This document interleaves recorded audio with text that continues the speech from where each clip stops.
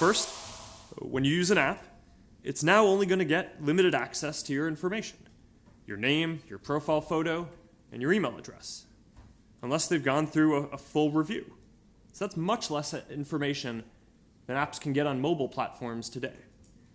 Second, if you haven't used an app in 3 months, we're going to prevent that app from accessing your information until you authorize it again.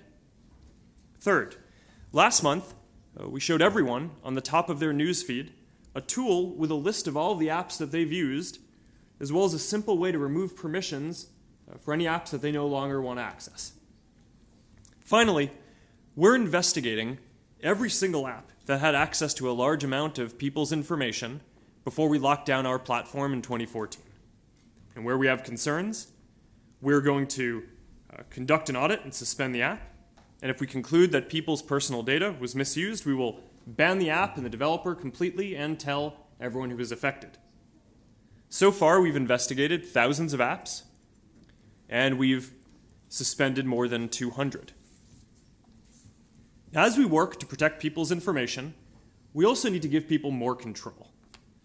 At the heart of Europe's new data protection law, the GDPR, are 3 important principles: control, transparency, and accountability. And we've always shared these values and given people the ability to control what information they share and who they share it with. And now, we're going even further to comply with these strong new rules. We're making the same controls and settings available to people who use Facebook around the world.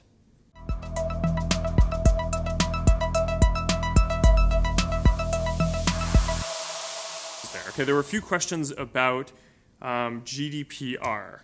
The principles here are around control, transparency, and accountability.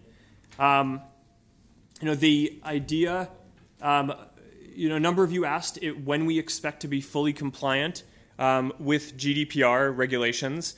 We do expect to be fully compliant on May 25th, so in 3 days from now.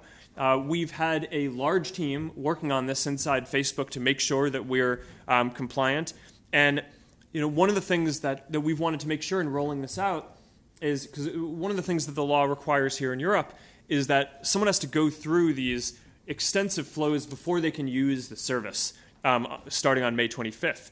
And one of the pieces of feedback that we got from people in the community was that they didn't want to get roadblocked before being able to go see their friends' content. Right? If you're coming to Facebook because you want to share something, the last thing that we want is for someone to go through the flows quicker than they need to, and just click OK or no on a bunch of stuff because they just want to blow through that in order to get to what they were trying to do. So we've actually been rolling out the GDPR settings and flows for a while now, and a large percent of Europeans have already gone through them, and we've basically put the flows in front of people and given them the opportunity to dismiss them. Starting on May 25th, we will start requiring people to go through the flows before they can resume using our services.